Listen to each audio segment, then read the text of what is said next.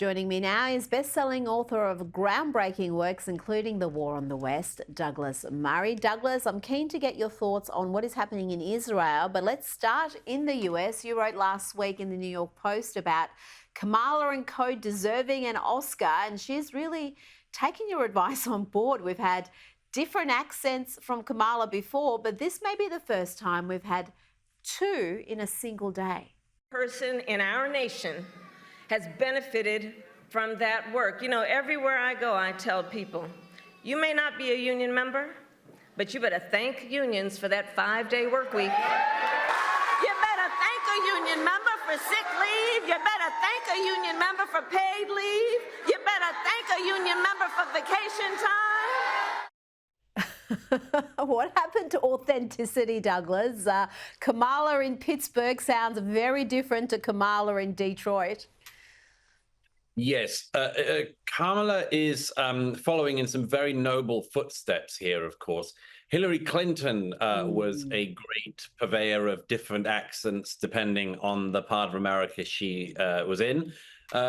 Alexandria Ocasio-Cortez, of course, congresswoman, Democrat congresswoman, is also a fine one for if she's speaking to, for instance, a majority black church, she will go into a special register and put on an entirely new voice.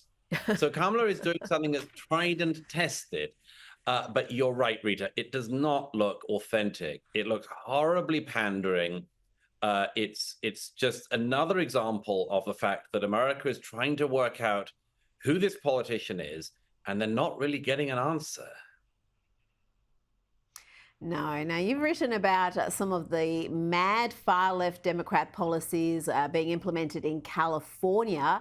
The Biden-Harris administration has had record numbers of illegal immigrants coming in every year of their administration, literally millions, and the Democrats refuse to take the sugar off the table. Indeed, they seem to be adding more inducements, including benefits that are not available to citizens, like a taxpayer-funded home loan program. Tell me about this and what is the rationale behind it?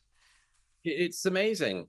The Democrats in California voted for, and now put before Governor Newsom, a proposal that illegal migrants in California could be given up to $150,000 of taxpayer money to get them onto the housing ladder.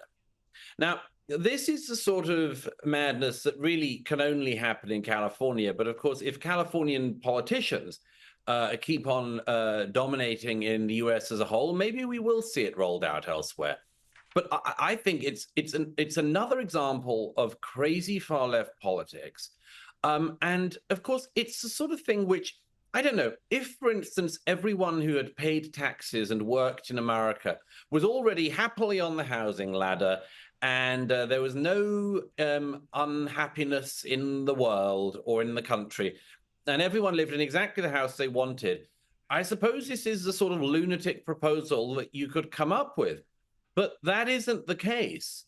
Ordinary Americans, working Americans, are struggling to pay bills, to pay mortgages, to catch up with the unbelievable consequences of inflation in recent years.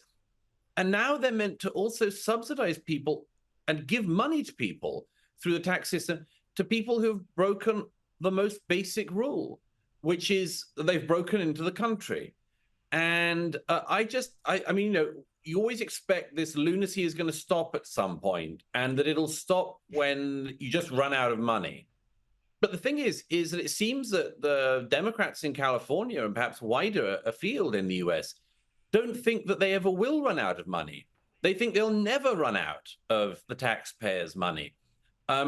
We'll see if that Californianomics actually works. I would suggest that it won't, but it'll cause an unbelievable amount of misery when the rubber actually hits the road.